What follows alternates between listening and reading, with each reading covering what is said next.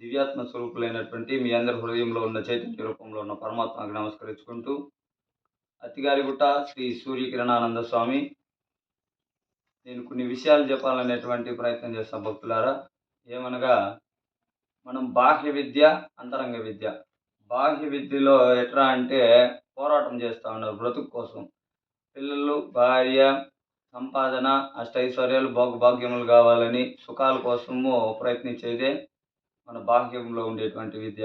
అంతరంగ విద్య ఏమనగా, అంతరంగం అంటే మనం ఏదైతే ఎక్కడి నుంచి అయితే వచ్చామో అక్కడికి తిరిగి వెళ్ళిపోవాలని లోపల ఒక ప్రయత్నం జరుగుతూ ఉంటుంది. ఆ ప్రయత్నాన్ని అంతరంగ విద్య అంటారు. ఈ అంతరంగ విద్యలో ముఖ్యంగా తెలుసుకోవాల్సింది ఏమిరా అంటే, ఒక గురువుని ఆశ్రయిస్తారు. చాలామంది ఒక గురువుని ఆశ్రయించి వాళ్ళకి ఏదైతే మరుగుపడిపోయి అజ్ఞానంలో అయితే ఉన్నారో ఆ అజ్ఞానం నుండి జ్ఞానానికి రావాలనేటువంటి ప్రయత్నంతో ఎక్కడో విని ఆ పూర్వ జన్మలో మర్చిపోయినటువంటి విషయాన్ని ఎక్కడో ఒక దేవాలయం కానీ, ఒక ఆశ్రమం కానీ, ఒక మఠం కానీ వెళ్ళినప్పుడు జ్ఞాపకానికి రావడం, గుర్తు రావడం, గుర్తుకొచ్చి పదే పదే ఆ గురువు పైనే చింతన ఉండడం.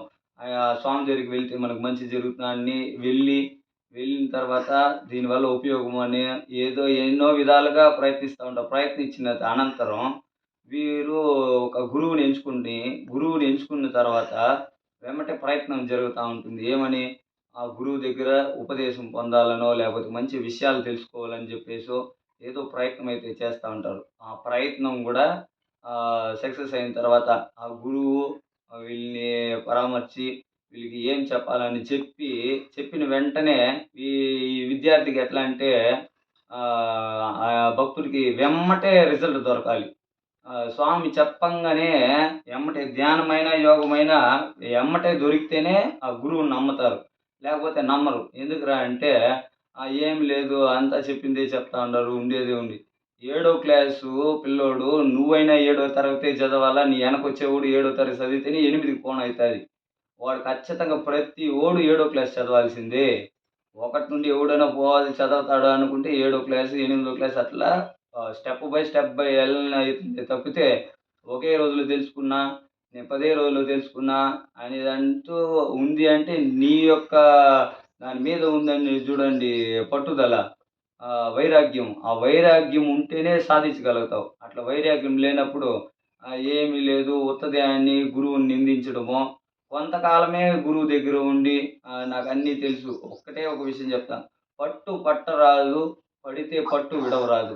ఒకసారి ఆ ఆధ్యాత్మిక ప్రయాణం చేస్తే మన మనల్ని వదిలిపెట్టి పోయేంత వరకు దాంట్లోనే ప్రయాణం చేయాలి. మనకి ఎన్ని అడ్డంకులు అన్నారండి, 100 అడ్డంకులు, 1000 అడ్డంకులు, 1,000,000 అడ్డంకులు ఖచ్చితంగా వస్తుంది. ఎందుకంటే నువ్వు మంచి మార్గంలో ప్రయాణం చేస్తూ ఉన్నావంటే నీ దగ్గర ఉండే చెడు అన్నీ వస్తుంది. నిన్ను వెతుక్కుంటా ఏవేవంతా వస్తుందో అవన్నీ నిన్ను చూసి భయపడి పారిపోయే రోజే నీకు అన్నీ అర్థమవుతుంది. అప్పుడే నువ్వు అందరు గురువులు చెప్తారు. మా గురువులంతా కూడా చెప్పేది మమ్మల్ని అంతా కూడా ఆ విధంగా తయారు చేసిన వాళ్ళే. ఎందుకంటే ఏదో మనం ఓడిపోతాం. ఏది ఓడేది అంతా గెలిపే ఉంటుంది. కంటికి గెలుపు అనేది అదే బాహ్యంలో అయితే గెలిస్తే ఇటంటారు. ఇక్కడ కనిపించేది ఏముండదు. గెలిచినా నువ్వు ప్రతిదీ గెలుస్తూనే ఉండవు. ఆధ్యాత్మిక ప్రయాణం నువ్వు కరెక్ట్ అయిన మార్గాన్ని ఎంచుకొని, కరెక్ట్ అయిన గురు పరంపర అని ఎంచుకొని, ఒకటే పరంపర గురు పరంపర.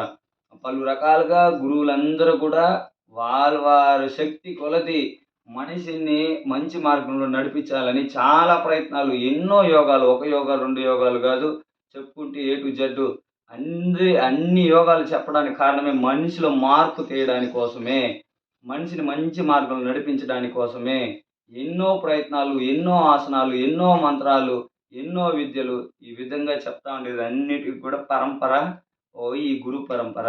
ఈ గురు పరంపరలో మనం చక్కగా ప్రయాణం చేయాలనుకుంటే ఒక మంచి గురువుని ఆశ్రయించి గురువు ఏదైతే మనకి బోధ చేస్తారో అటువంటి విషయాలు విని మనం భూమధ్యలో దృష్టి పెట్టండి అంటారు కదండి. ఈ భూమధ్యలో దృష్టి పెట్టాలంటే నీ మనసు నిలవాలంటే ఎన్నో రకాలైనటువంటి ప్రయత్నాలు చేస్తూ ఉంటారు. నీ మనసు నిలవాలంటే నువ్వు బాహ్యంలో ఉండే విషయాల్ని కట్టిపెట్టడం నేర్చుకోవాలి. బాహ్యంలో ఉండేటువంటి విషయాలంతా ఎంత తగ్గిస్తే అంత స్ట్రెయిన్ నీకు తగ్గుతుంది. నువ్వు అంతరంగంలో కన్ను మూసుకుంటే నీకు అన్నీ మంచిగా కనిపిస్తుంది. నీ మనసు నిలకడగా దొరుకుతుంది. బాహ్యంలో మనం ఎంత పని చేసి ఎవడో మన ఈ పొద్దు ఉన్నటువంటి సమాజంలో నువ్వు ఎంత మంచి పనైనా చెయ్యి, దాంట్లో నీకు కొంతవరకే ఏదో కొర చెప్పేవాడైతే ఖచ్చితంగా ఉండే ఉంటాడు. అంతరంగంలో నీకు శత్రువు లేదు, మిత్రువు లేదు, ఎవడు లేదు. నువ్వే రాజా, నువ్వే మంత్రి, నువ్వే శిష్యుడు, నువ్వే గురువు. నువ్వు అటువంటి ప్రయాణం చేస్తే నీకు ఎవడు అడిగేవాడే లేదు. ఈ సమాజంలో నువ్వు ఎంత మంచి పనైనా చేయండి. ఖచ్చితంగా ఏదో కొర చెప్పేవాడైతే ఖచ్చితంగా 100కి 10 మందైనా కొర చెప్పేవాడు ఉన్నాడు. కాబట్టి ఈ ప్రపంచంలో ఇవన్నీ జయించాలి అనుకుంటే ఒక గురు పరంపర, చక్కటి ఆధ్యాత్మిక మార్గంలో ప్రయాణం చేయండి. మంచి గురువుని ఆశ్రయించి వెమ్మటే రిజల్ట్ దొరకాలి. గురువు ఎవరినైనా సరే మంచి మార్గంలో చేయాలనేటువంటి సంకల్పంతో మాత్రమే ఉంటారు. వాళ్ళు ఏ సేవ చేసుకోవాలనో, మీ నుండి ఆశించాలనో ఎవ్వరికీ దేని మీద మోహం ఉండదండి. అట్లా గాని ఆడ మోహం ఉంది, అవసరానికి ఏదో ఒక వస్తువు అక్కడ కావాలంటే ఖచ్చితంగా అది 10 మందికి ఉపయోగపడేదే ఉంటుంది కాబట్టి మీరందరూ కూడా గురువుని ఆశ్రయించి వెంటనే నాకేదో మంచి జరగాలి, నేను ధ్యానం చేయాలి. నీ కర్మలన్నీ ఒక్క రోజుతో భస్మం అయిపోయేది కాదు. ఒక కర్ర తీసుకొచ్చేస్తే మండిపోయి కావాలంటే భస్మం అయిపోతాయి. నీ పాపాలంతా భస్మం కావాలంటే నువ్వు అన్ని మంచి పనులు చేసి ఉండాలి. నీ పాప కర్మలన్నీ కూడా కరిగి భస్మంలాగా కావాలంటే నువ్వు జఠరగ్ని లోపల ముట్టించాలి. ఆ అగ్ని జ్వాల లోపల ముట్టిస్తే ఆ పాపాలన్నీ కూడా దానికి భస్మమయ్యేదానికి మార్గాలు 1000 మార్గాలు. సులభంగా ఈ పొద్దు గురువులంతా మార్కెట్ లాగా అయిపోయింది చాలామంది. ఎందుకంటే అందరూ విచ్చలవిడిగా ఒక రహస్యాన్ని విచ్చలవిడిగా చెప్తా ఉంటే మిగతా వాళ్ళకంతా ఏం లేదు అదే అంట సెల్ అనే వచ్చేసింది. సెల్ అని ఎవడు చేసేవాడు లేడు. ఎందుకంటే ఇదే విషయం అంటా ఉన్నాడు. రహస్యం అంటే రహస్యంగా ఉంటేనే రహస్యం అవుతుంది. బట్ట బయలైతే అది రహస్యం అవ్వదు. ఈ పరంపర అట్ట బట్ట బయలు చేసి ఎవడికి ఏది కానరాక అంత ఇదని చేసేవాడు లేదు. చేసినోడు అసలు లేదు. ఏదో చెప్పిన దాన్ని వినేసి నేను చేసినాననే ఫీలింగ్లో చెప్పుకుంటా ఉండారే తప్పితే ఎవడు పొందినవాడు లేదు. నాకు తెలిసినంత వరకు ఎవడు కష్టపడి సిద్ధి పొందాలి, కష్టపడి విషయాన్ని తెలుసుకోవాలి, వాడుగా అనుభవించి అజ్ఞానం నుండి జ్ఞానం, జ్ఞానం నుండి విజ్ఞానం పొందాలనేటువంటి విషయాన్ని వదిలి డైరెక్ట్గా వాడి విషయాన్ని నాకు అన్నీ తెలుసు. ఇప్పుడు ఒక షట్చక్రాలు ఉందంటే చిన్నపిల్లడు కూడా షట్చక్రాలు మూలాధార, స్వాధిష్టానం, మణిపూరకం, అనాహతం, విశుద్ధం, ఆగ్నేయం, సహస్రారం అంటారు. దీనివల్ల ప్రయోజనం అప్రయోజనం ఏదే తెలియదు. ఎందుకంటే ఎవరిని చూస్తే వాడు గొప్పవాడు అన్నీ తెలుసుకుని ఉన్నాడు అప్పుడే అని ఏమీ ఉండదు. కాబట్టి ఇప్పుడు అంతా అట్లే అయింది. పరంపర అంతా ఇటు భ్రష్ట్ అయింది. కారణమే కొంతమంది గురువులు చెప్పే విధానం సరిలేక దాని రహస్యాన్ని బట్ట బయలు చేసి దాన్ని ఇంతకు ముందుగా అయితే 12 సంవత్సరాలు గురు సేవ చేసిన తర్వాత మంత్రోపదేశం జరిగి ఈ పొద్దు ఒక గురువుని ఆశ్రయించి వెమ్మటే ఉపదేశం అంటా ఉన్నారు. ఫోన్లో ఉపదేశం చేసే వాళ్ళు ఎక్కువైపోయినారు. ఫోన్లో ఉపదేశం పొందే వాళ్ళు మనిషి ఎవడో తెలీదు, ఏదో తెలీదు, ఎక్కడ ఉంటాడో తెలీదు, వాడు ఆచరిస్తాడా తెలీదు. తర్వాత ఇంకో పరంపరకి మళ్ళగా ఇంకో గురువుని ఆశ్రయించి అక్కడ ఆ గురువు మీద ఇంకోటి చెప్పడం. ఇవన్నీ ఎంతమంది నేను చాలా మందిని చూసే చాలా విషయాలు విన్నాను భక్తులారా. అందుకే చెప్తా ఉన్నాను. ఎందుకంటే ఒక గురువుని నమ్మిన తర్వాత మీరు ఎంతమంది గురువులన్నా ఆశ్రయించండి, తప్పులేదు.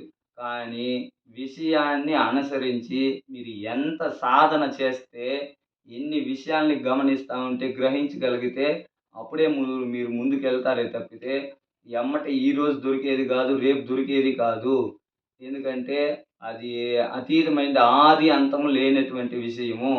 ఆ ఆది అంతం లేనటువంటి విషయాన్ని మనం తెలుసుకోవాలంటే గట్టి ప్రయత్నం ఉండాలి, వైరాగ్యం ఉండాలి, క్రమశిక్షణ ఉండాలి, గురువు అంటే భక్తి ఉండాలి. తల్లిదండ్రుల మీద ఈ రోజుల్లో ఎవరికి భక్తి లేదు. ఊరికే సెల్లో మై మమ్మీ, మై డాడీ అని పెట్టుకుంటా ఉండారు తప్పితే ఊరికే పెట్టుకుని నటన కోసం అందరూ వాడు పెట్టినాడు నేను పెట్టినాడు అనేవాడే కానీ కొంతమంది మాత్రమే తల్లి తండ్రి అంటే ఏదో ఒక ఇది. కనీసం ఒక గురువుని ఆశ్రయించిన తర్వాత ఒక గురువు ఒక మాట అన్నా తట్టుకోలేనటువంటి సమాజం. నీకు ఏమి ఆపదు ఈ రోజుకి కాదు ఏ పొద్దుటికి గురువు మాటలు కానీ నువ్వు కానీ అది సత్యవాకుగా తీసుకుంటేనే శుద్ధ శివ సన్మార్గం అండి ఇది. ఎక్కడ కూడా ఇది పొరపాటు ఉండదు, ఏది ఉండదు. అందరూ ఒక గురువుకి శిష్యులందరూ సమానమే, ఆడికొచ్చే భక్తులు సమానమే. అందరూ సమానం అనేటువంటి భావనతో ఎవరిని ఎక్కువ చేయలేరు, ఎవరిని తక్కువ చేయలేరు. నీ చూపు నీ శరీరం ఆ విధంగా అనుకుంటుందేమో, నన్ను తక్కువగా చేశారు, నన్ను తక్కువ చేశారు, నేను తక్కువగా ఉండాను, నాకు వాళ్ళకంటే ఇదని. ఎవరు తక్కువ కాదు. ఒక గురువుకి ప్రతి ఒక్క శిష్యుడు ఒక బిడ్డలాగానే, ఒక బిడ్డ భావంతోనే అందరూ సమానత్వంతోనే మేమంతా ఆ విధంగానే అండి. ఎవరొచ్చినా అందరూ సమానమే అనేటువంటి భావనతో. ఎందుకంటే వారెక్కువ, వీడు తక్కువ. ఆయన దగ్గర రూ. 500 నోటు, ఈయన దగ్గర రూ. 500 నోటు ఇస్తే ఇద్దరి దగ్గర ఒకే రూ. 500 నోటే ఉంటుంది గానీ, ఆయన వేరు, ఈయన వేరుగా కనిపీదు. అది వేరు, ఇది వేరుగా కనిపీదు. అదే విధంగానే ఇది గూడా. దయచేసి మీరు గురువుని ఆశ్రయించి, ఒక గురువుని మీరు నమ్మిన తర్వాత వాళ్ళని బాగా చూస్తారు, వీళ్ళు బాగా చూడలేదనో, మనం తెలుసుకోలేదనో, ఎవడెవడి శక్తి కొద్దీ వాళ్ళు తెలుసుకొని, వాళ్ళోళ్ళ ఆత్మ విచారణ, వాళ్ళోళ్ళు చేసే సాధనను బట్టి వాళ్ళు ముందుకెళ్ళిపోతా ఉంటారు. కాబట్టి మీరందరూ కూడా సాధన చేసి ముందుకు రావాలనేటువంటిదే ఉంటుందే తప్పితే, వెనక్కెళ్ళాలని ఏ గురువు గూడా కోరుకోలేడు. తిరిగి అజ్ఞానానికి ఎళ్ళిపోతాను అంటే, లక్షణంగా ఏ గురువు గూడా ఒప్పుకోడు. అజ్ఞానానికి ఎళ్ళిపోయేదానికి ఛాన్స్ లేదు. మీ కర్మ ఫలితం.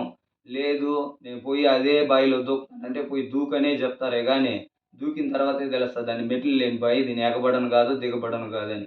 కాబట్టి చక్కటి గురువుని ఆశ్రయించి, ఈ గురు పరంపరాని మీరందరూ కూడా నడిపించి, గొప్ప స్థాయిలో, ఎందుకంటే మరుగుపడతా ఉన్నటువంటి ఆధ్యాత్మిక మార్గంలో అందరూ ఆధ్యాత్మికం అంటా ఉన్నారు. దేవుళ్ళు మొక్కుతా ఉన్నారు.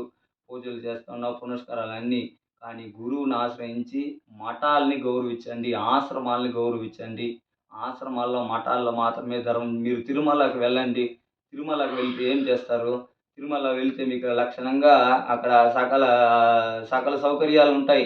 తింటాడు, గూడెంలో ఉన్నా తింటారు, పాలిస్తారు, భోజనం పెడతారు, తింటారు, దర్శనం చేసుకుంటారు, బస్సు ఎక్కుతారు, వస్తారు. ఆడ మీకేమైనా బోధ చేస్తా ఉన్నారా కూర్చొనిబెట్టి?